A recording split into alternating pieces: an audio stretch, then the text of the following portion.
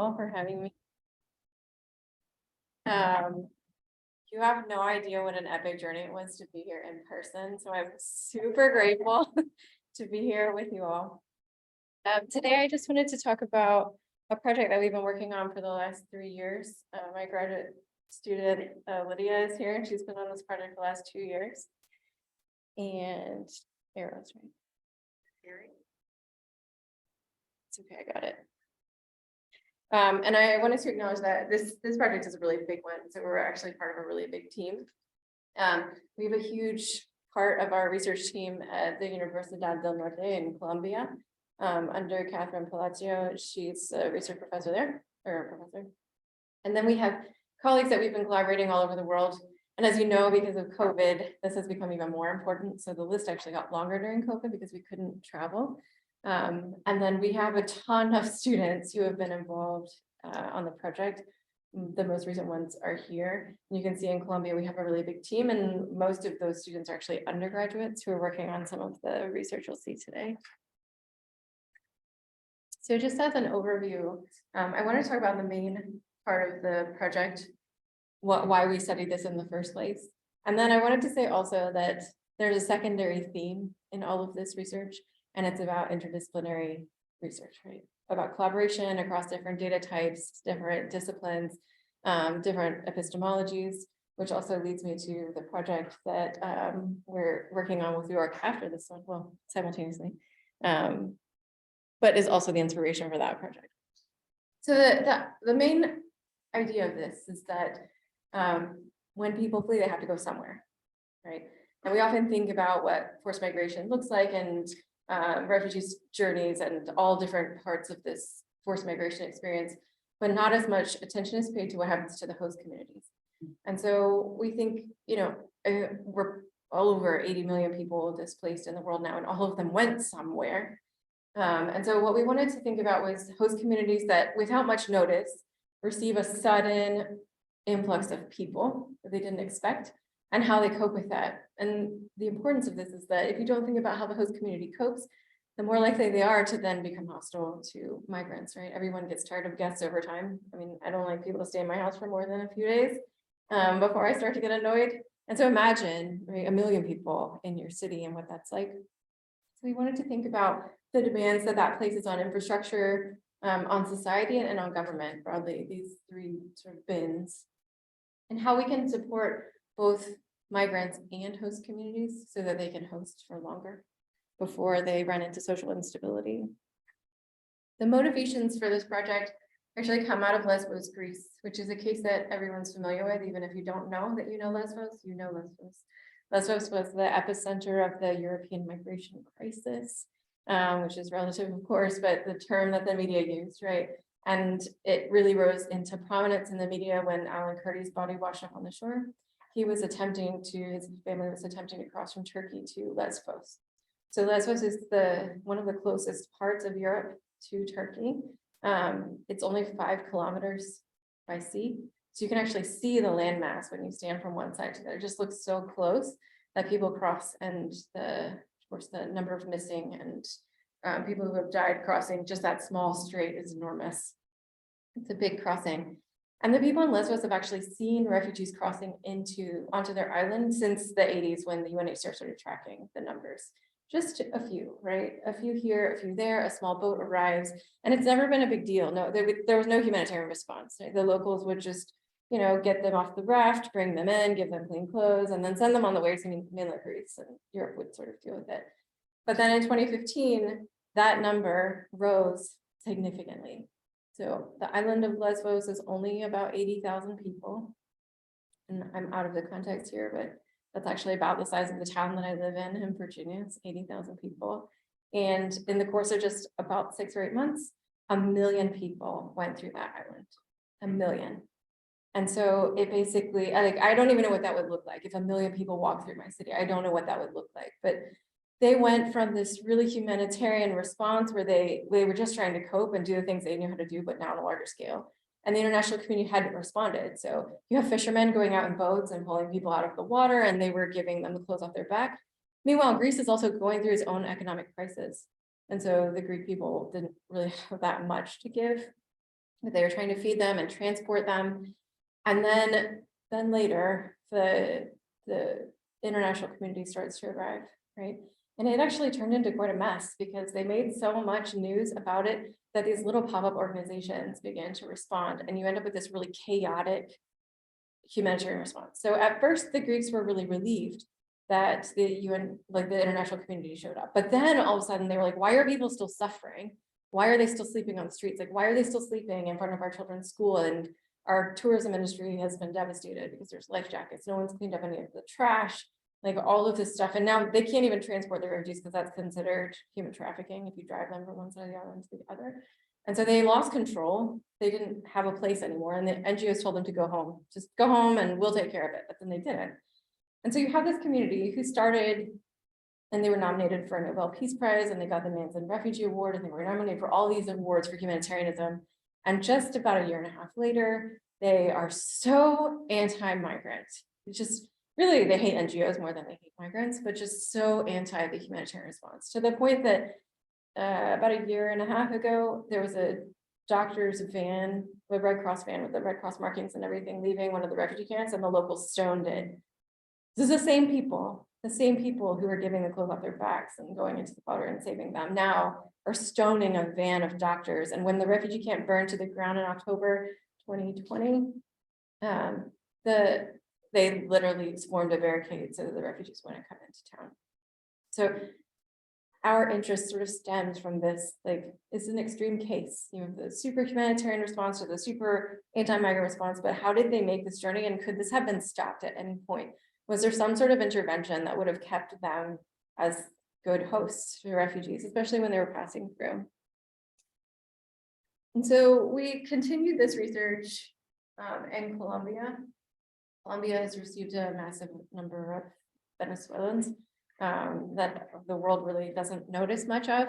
Over 2 million Venezuelans have fled into Colombia, and really the international media has not blinked an eye. I'll show you some of this in other data as well later. Well, we were trying to observe why the Colombia case was so different than the case of Greece. It happened around the same start time and much larger flows of people, and yet you don't see a lot of anti-migrant sentiment, or you didn't. That's, I'm sorry for recent, but for years, there's really no anti-migrant sentiment. Really, people didn't even care that much that they were there. It's not a big deal. So what made that so much different? And we started looking at how there are these vacuums of leadership that happened in Greece, where there was really no one to rely on, and the religious leaders there were very anti-migrant, and that sort of fed this idea that it was okay to be anti-migrant. And in Colombia, the religious communities are basically the entire response. That's everything, and they're a trusted power source in that area.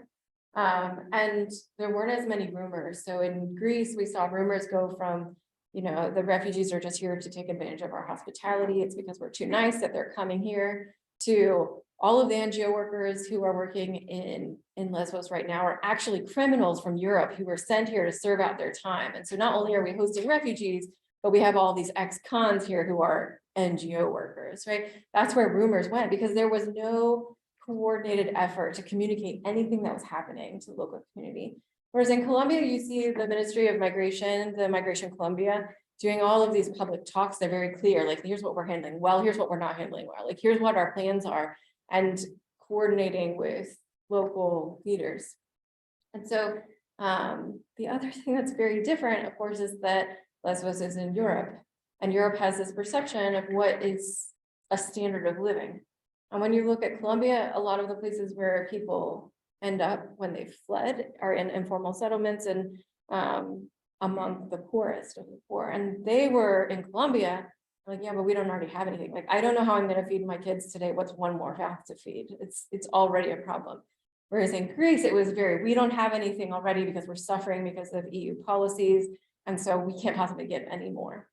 It's also a very different mentality about what they have and don't have.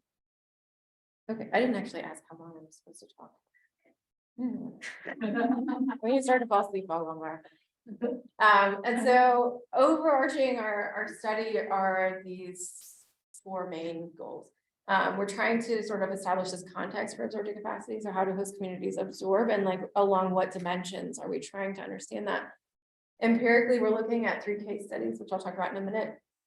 And then methodologically, as I mentioned, the sort of subline of this talk is about interdisciplinary communication, interdisciplinary research. And so we'll talk about what that looks like too. And then ultimately what we're trying to do is provide some theoretical foundation for understanding absorptive capacity. So how can we better respond to humanitarian crises, humanitarian events that also support those who have to witness it, right? So you think about the people in Lesbos, they watched 1 million people walk by. It's the same 80,000 people. And for all of the refugees, not that it's an easy journey, it certainly isn't, but they did move on, and that path sort of moved forward. For the people in Lesbos, that's almost 10 years now that they've been watching this with nothing that they can do to help, and then watching their own lives change in ways that they don't understand. So that was our motivations for this. We're looking at 3 case studies, which I totally know are very disparate.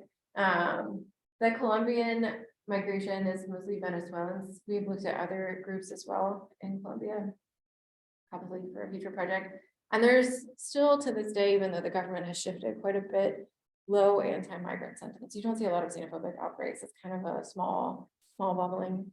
In Greece, you have a mixed migration. So of course in Colombia, you have Spanish speakers migrating to Spanish country. They have a history of cross-border migration because of Colombia's civil conflicts.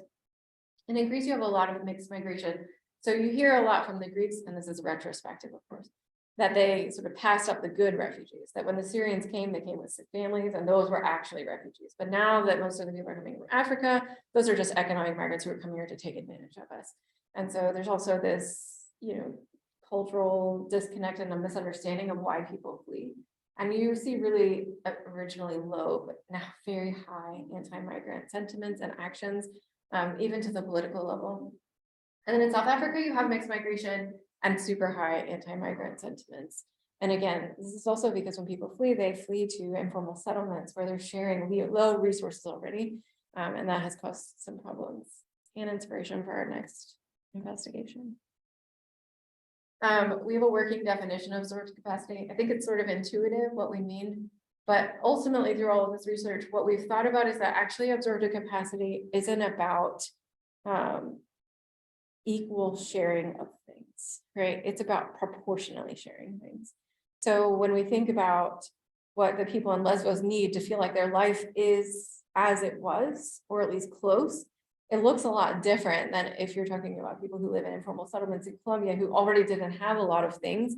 The Greeks want their life to go back the way it was. Everyone sort of has this retrospective idea of what life should be. And so what we're talking about with absorptive capacity and balancing that social stability of the host community, it's really about balancing their needs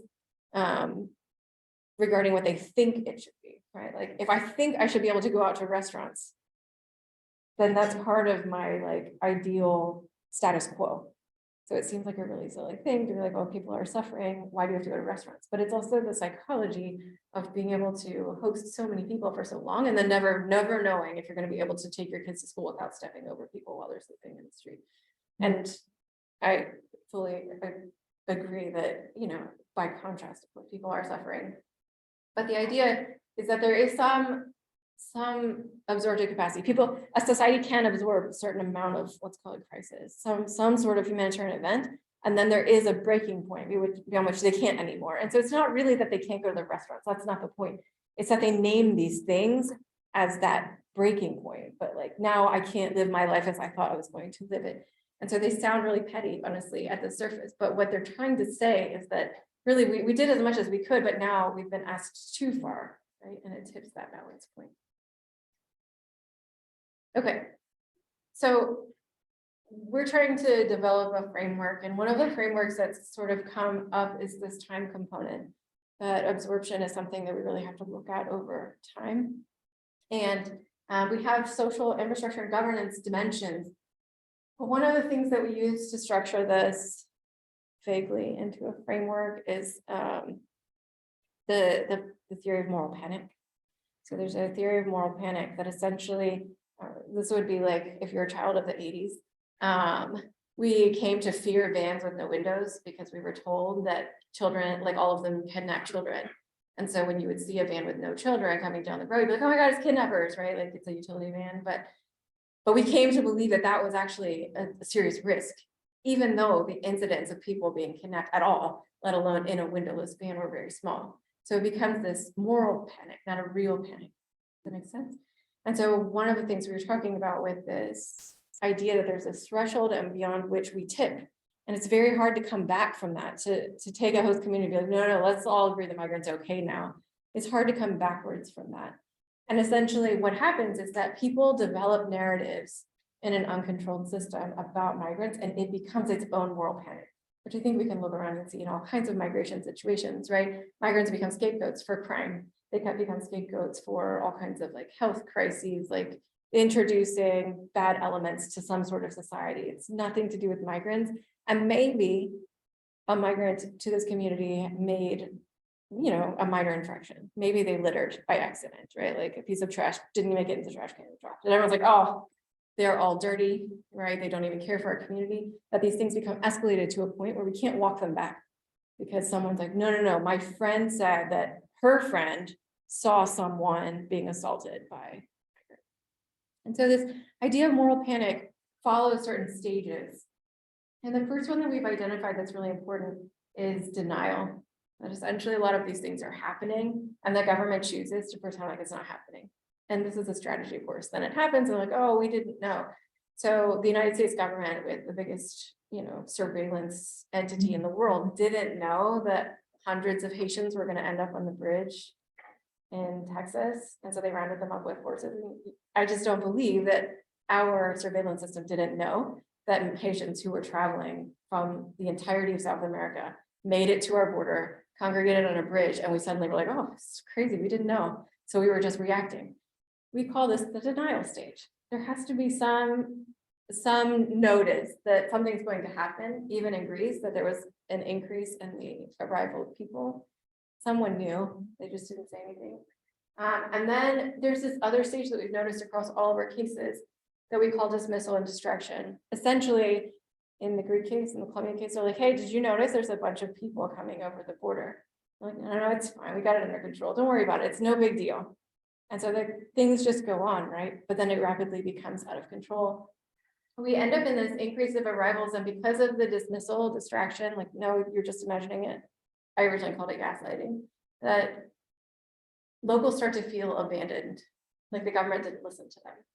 So this is really the start of that tipping point, I think, where people start to get really frustrated because they see something happening, but the government's like, oh, don't worry about it. It's no big deal. We got it under control. And now we're losing trust in our institutions that they're going to be able to handle it. And so a lot of what we'll talk about in the data in a minute is also this lack of coordination. So because the government's not proactively addressing this migration issue, and you see this on the US southern border with our holding facilities, the ICE facilities filling up, right? You didn't know they were coming and you don't have any plan to deal with them, the kids in the Walmarts and all that stuff happening. And I don't know how much you guys keep track of the US situation, but essentially there's no coordination efforts. There's no effort to ask for NGOs to do this or do that. It took years for Lesbos to get to a place where UNHCR was actually aware of every organization that was on the island and had coordinated them so that they were fulfilling different sector roles. It happened over years. And meanwhile, a bunch of locals are watching this happen and they're like, why are people suffering? Why don't people have places to shower or sleep or get water or food when there are all these organizations there? And in the meantime, that's when these frustrations occur and when you start to hear a lot of rumors. So the rumor that the NGOs are actually just criminal organizations, right? They're just taking advantage. And then we end up in this threshold point, which is sort of the panic stage. And the locals perceive this to be out of control. And they start to have this threat perception. This is where you hear things like, oh, migrants are all criminals, that they're just here to take our, in US camps, like they're here to take our jobs, right? And in the infrastructure, what we're seeing at this point, because they've ignored the situation, is a lot of problems with things like hospitals being so full that no one can be served, or they're going into the red, into debt. And sanitation challenges is a really big one. So having trash everywhere, that they aren't used to seeing it, but also the sewer systems aren't necessarily built to handle that many people in that place at that time. And so it starts to, create also health challenges. And even transportation, you may see buses like unable to accommodate the large number of people who are moving. And at this point, the government can't ignore it any longer. And so you see this scramble to catch up. And this has occurred in all of our case studies to a different level, mostly because different countries, different localities will also acknowledge this sooner. And the sooner they can acknowledge it and get ahead of it, the less catching up they seem to have to do.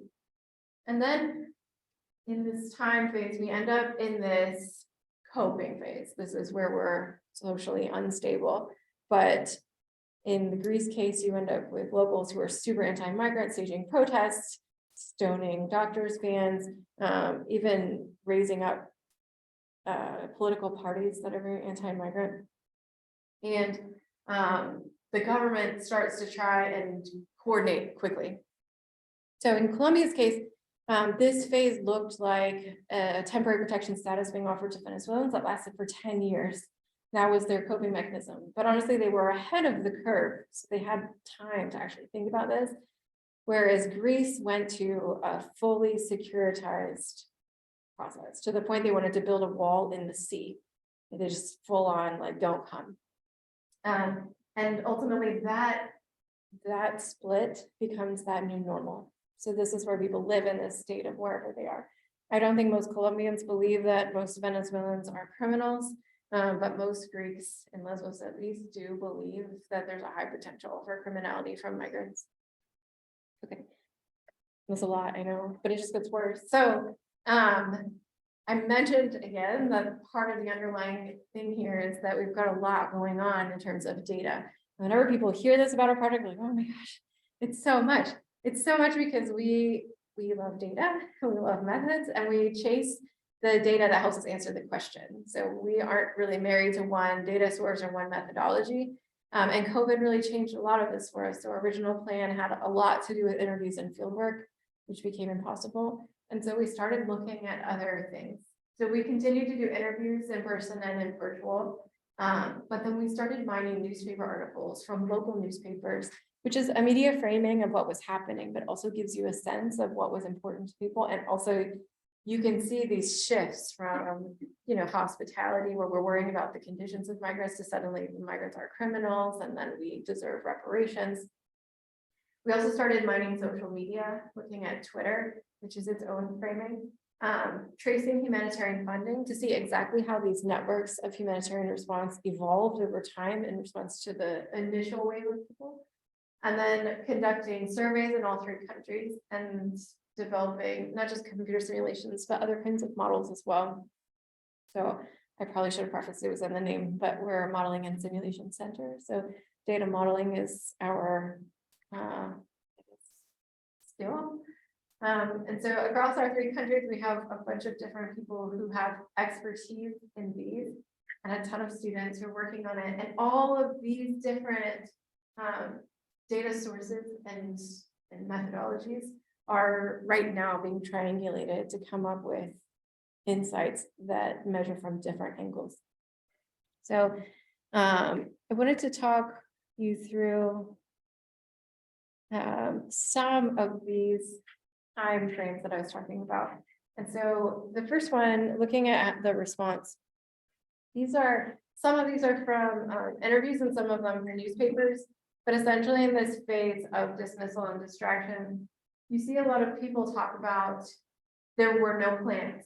No one had a plan in place to receive it. So it's not just about having money to support it. Honestly, we don't have a lot of planning money to even support natural disasters, let alone unforeseen migration events. And so I don't know that cities are ever going to store away money for migration events, but they didn't really even have a plan. There was no one in charge. There was no one who knew about these things. Taking some time to stand up, even people who are in a migration ministry type of position, is delayed. And we've been sort of including the US, but looking at the fact that even the US, with all the money and the securitized policies that we have, we don't have shared databases across systems. So even if they're monitoring it, no one's communicating these across. So there's no plan. And this is the time when we can't be sure, right, that there was time for people to react at the government level and say, okay, here's what we're going to do. But ultimately, most of them don't. Colombia is one of the few that actually tried standing things up, and it still took them years to get systems in place where they could actually respond. So what you're looking at right now is actually the financial transactions that happen between organizations and a specific a crisis event as defined by UN OCHA. So OCHA keeps a database of all the financial transactions for humanitarian response. And we took all of the ones that were just for the European refugee crisis plan. And you can look at how the network evolves over time. So in 2016, which is about 8 months into the situation there, you can see that there are some organizations that are beginning to form around each other. So these lines are where they're actually sharing money with one another. And some of the little ones on the end, those are the on the ground ones, and the big ones are big institutions like UNHCR, like the Swiss government, the US government. And then you can see how densely the network evolves over time. And so by the time we get to 2019, we have a pretty networked response of individuals. That's how long it took really to stand up. What I want you to notice about this one too, and it's really unique to Greece, is that giant red dot in the middle is actually private donors and foundations. It's unlike any other refugee response we've seen in the OCHA data, that the financial donors who are private foundations, private individuals, is so prominently featured.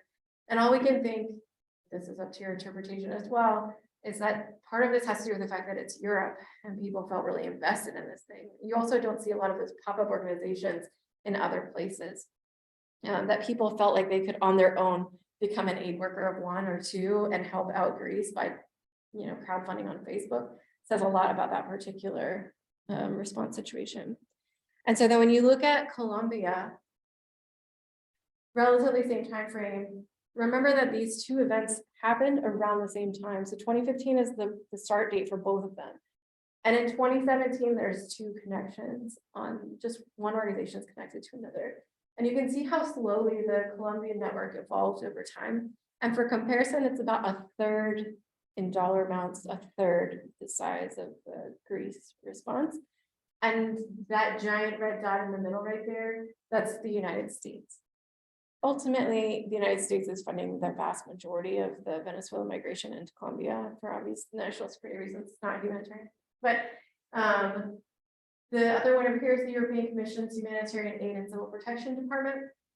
And essentially, if the United States were to one day leave this network, the whole humanitarian response would collapse. We're the center of it, and a lot of the organizations that get money are getting it either directly from or through some other organizations getting it from the United States, which you can see is really problematic in response to, right? It makes the network really fragile.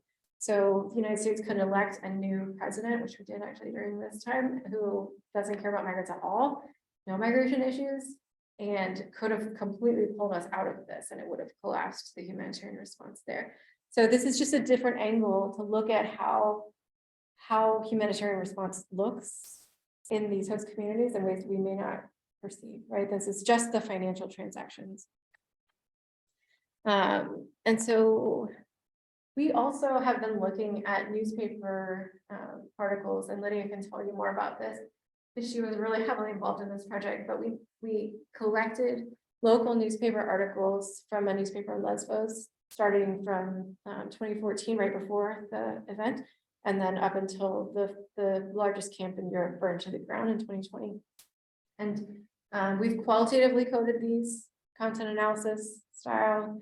And one of the things that they derived from the coding was that there are these different eras that sort of happen, starting with innocence, where we have all this empathy for migrants and everyone's lobbying on their behalf, to shock, when the arrivals are really starting to change people's lives, and they're understanding now that like the infrastructure can't handle this many people. The optimism that comes from signing the EU-Turkey deal, and then fear and fire, which is when things really start to crumble for them. The refugees are supposedly setting fire to their camp, maybe or maybe not true. And then we move to this from here. You can see it never comes back. We go from fear and fire to criminality. This is where like basically anything a refugee does reads wrong. It's reported in the newspaper as crime. And you just don't see that much other concerns. Just anything shows up in the newspaper as crime. And again, that's framing for the community, right? They see that and it reinforces this belief.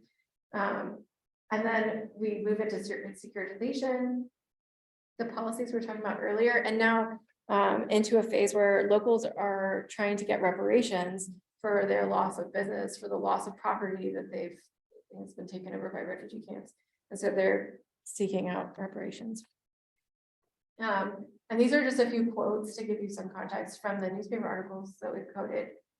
We have a corpus of thousands of newspaper articles, but this particular one was in, I think, a little over 400 articles. But in this age of innocence, you can see people talk about in their op-eds, but in also in regular newspaper articles, that they understand why people are coming, and they do feel like everyone should have the right to flee. That's a human right, and they are on board with that. And then they move into this shock phase where they're still relatively pro-refugee. And even to this day, most people in Lesbos, they're not anti-migrant.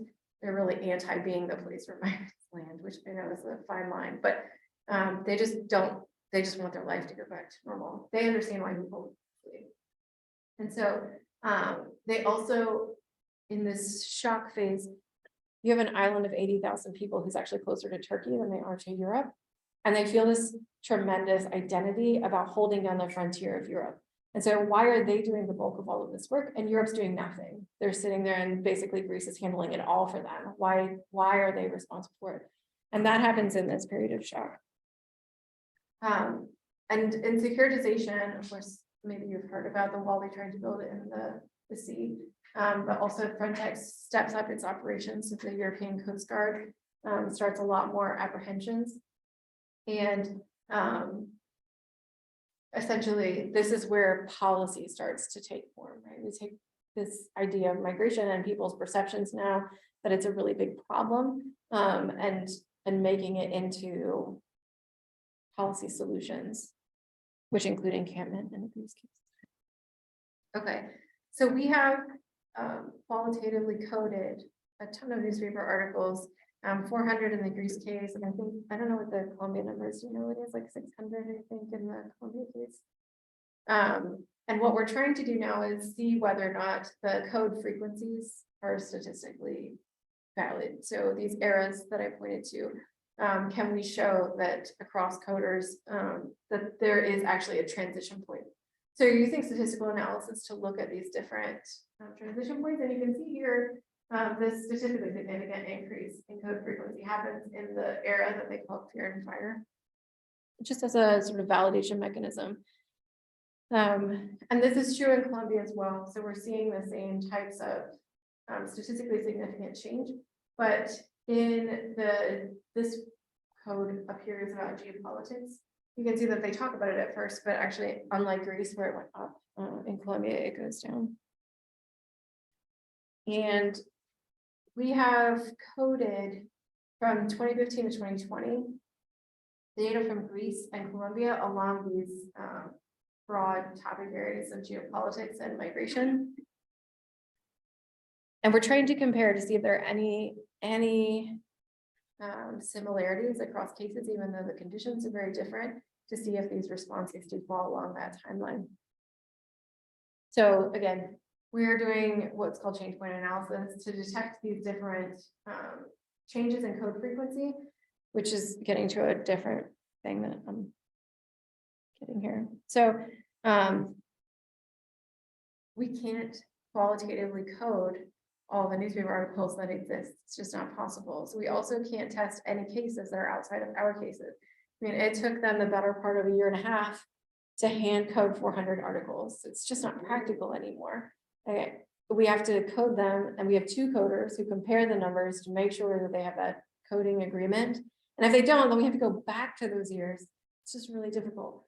What our coders did was establish a code book that we use that looks at the migration response in terms of society, infrastructure, and governance.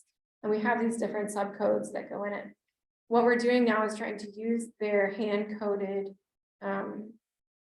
code, like the actual articles that they coded, and we're using computer algorithms to see if the computer algorithms can learn to mimic their codes.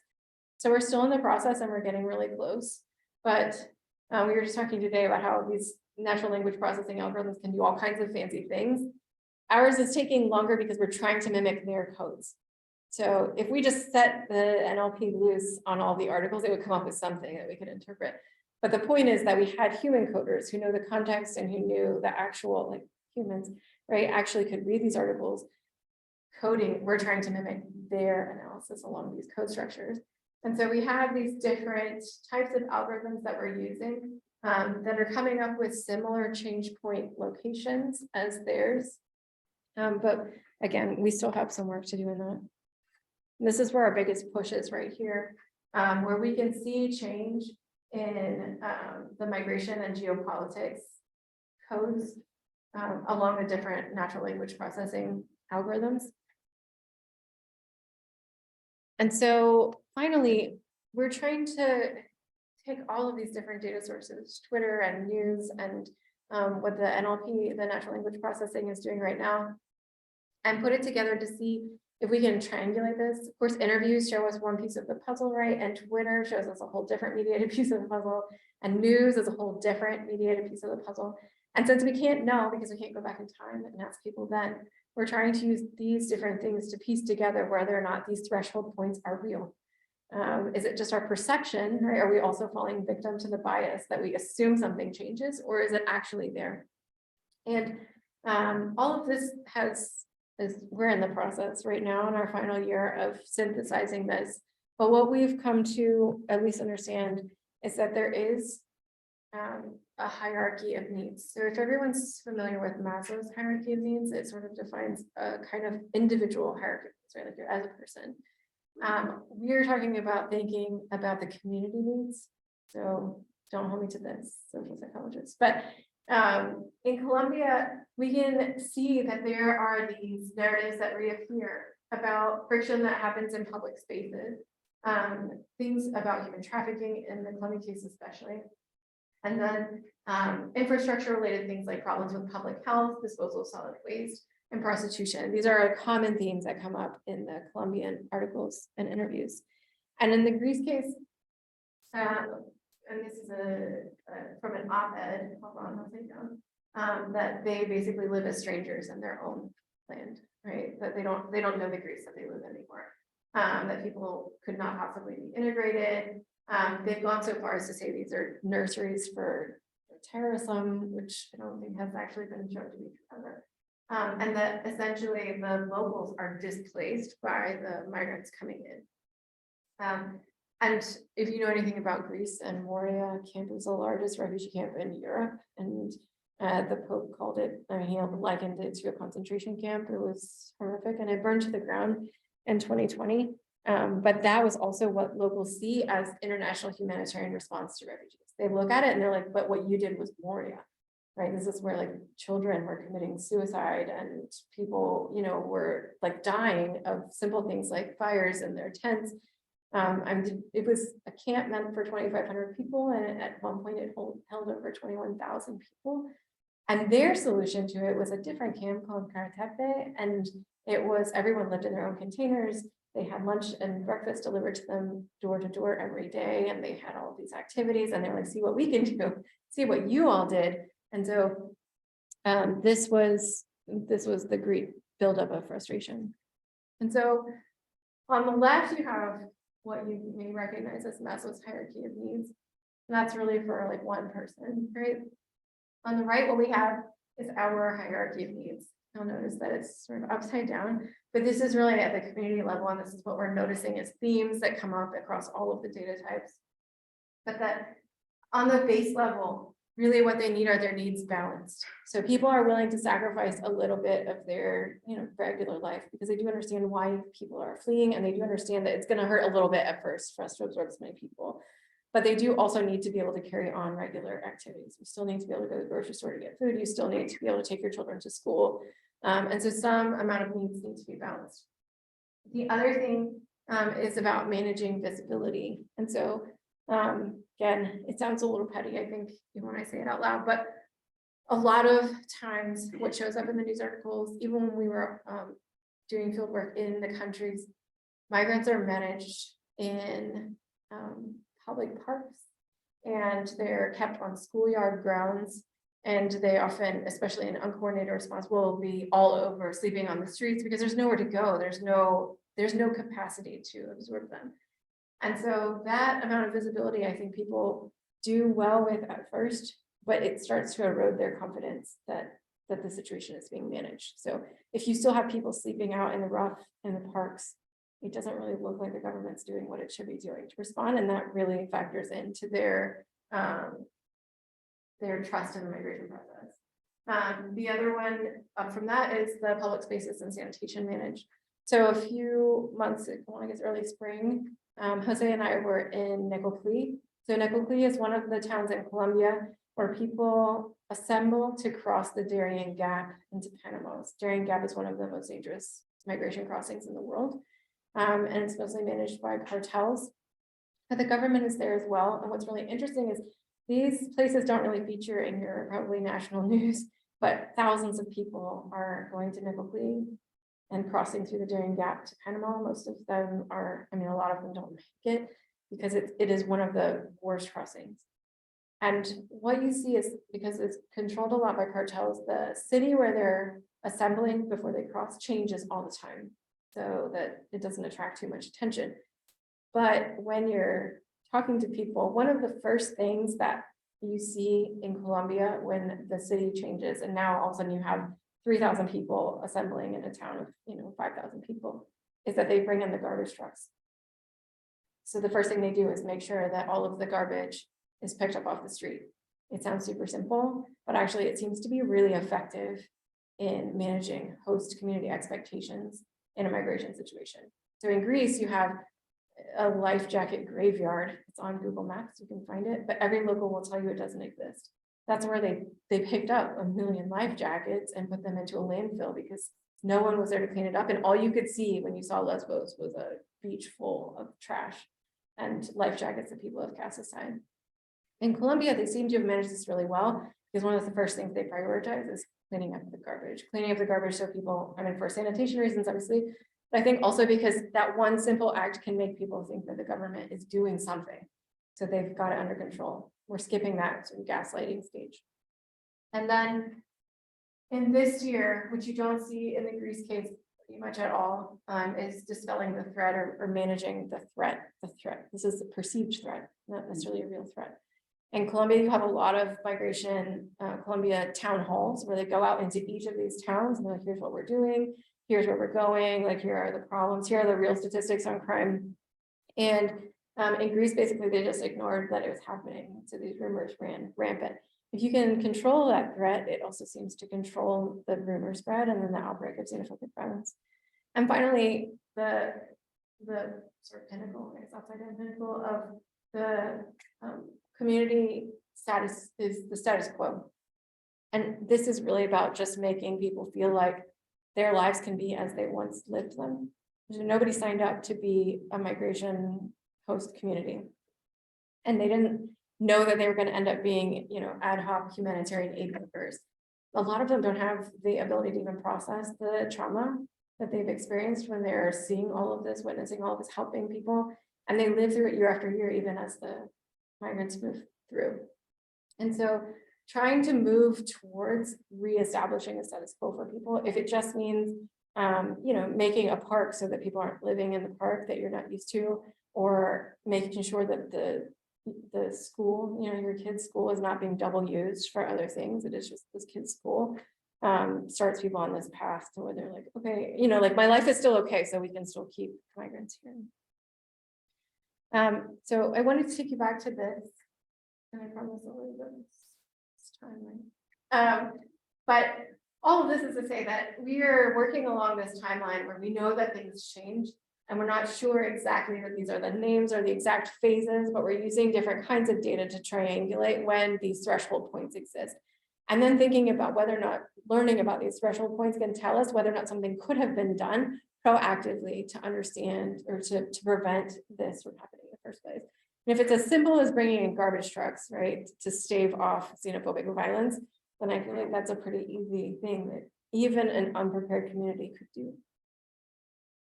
And then to say that, and again, I probably should have said this at first, I used the word migrants a lot. And it's because when in the cases that we're studying, especially the mixed migration cases, people don't always wear the label refugee and it's very mixed. So we've been using the word displaced people or migrants as sort of a broad term. In Colombia, the Venezuelans are not considered refugees. They're not there. They're fleeing economic collapse. So technically, they don't have refugee visas or refugee status. But this is actually applicable across a wide variety of displacement issues. So you can think about natural disasters. Obviously, we're in southeastern Virginia where we get hit by hurricanes all the time. And there are a lot of communities in the south of us in North Carolina that are on these really, environmentally precarious places that flood really bad. If they were to all come to Hampton Roads, we'd actually have enormous absorptive capacity because we're also a tourism destination. We have a ton of hotels that are open. Our roads are built to handle surges and military deployments because we're also a military area. So we have all of this extra capacity. But thinking about what that means, like in the long term, when people are displaced, if you think about the Hurricane Katrina displaced people, a lot of them are still displaced. They live all over the United States. And a lot of the communities that were nearby, if you look, it never makes the national news, right? But a lot of the communities that were around that area that took in those displaced people didn't know what to do with them. It was also a burden. So it's not just a cultural thing, right? It's not just because people speak a different language, because they come from a different nationality, even internally. It's happened in Fukushima in Japan when people fled the nuclear disaster. Obviously, this matters in displacement of all kinds. But also in the pandemic, when we saw how ill-absorptive we were of that kind of crisis, right? We have tents and overflows and people are dying for unnecessary reasons, and all of the logistics that happen with supply chains. And maybe most pressing right now is urbanization. And so urbanization isn't, I think in a lot of cases, not just people from rural areas moving into cities, but this is where people who are forcibly displaced end up, because that's where there are jobs and opportunities and places to live. So as the world becomes more urbanized, that puts a lot of pressure. This is where you see informal settlements, right? Because there's no place to live, so you need to make your own house. And those informal settlements don't have access to water, they don't have access to electricity at first, right? That comes over time. And that's also an absorptive capacity. I promised I would close up, but I wanted to sort of point to the Ukraine situation and how this was held by a lot of people in the public as this model, right? Look at what we can do when people are displaced suddenly. We can respond and have these temporary protection status in place, and it was sort of successful. And Polish people were taking Ukrainians into their home, and that was a sort of absorption, right? Like on a very individual level. It didn't last that long. But the other is that, of course, as we know, because we all care about this issue, is that it wasn't exactly an equitable response, right? Like, while there were special provisions made to Ukrainians, there are also all of these situations that are chronically underfunded. And when you think about chronic underfunding and the response that I showed you in the networks earlier, that has everything to do with the community's ability to absorb crisis, right? So it's not just about the refugees who are fleeing. These chronically underfunded situations also mean that there are communities all over the world that receive refugees with no help at all kinds of displacement, including climate refugees who are not going to get the chance to have all of the resources that others do. And so thinking about host communities and how 80 million people are moving around the planet, they need to go somewhere. It has, I think, a massive amount of applicability across different contexts. So I don't know why this is animated. It's like my pet peeve. I don't like animation, but that was basically our research on it. And it's a lot of big day, like it's all over the place, I think. But thank you for listening, and we're happy to answer any questions. Jose is online too, but we can also take questions by email if you think of something later. Yeah.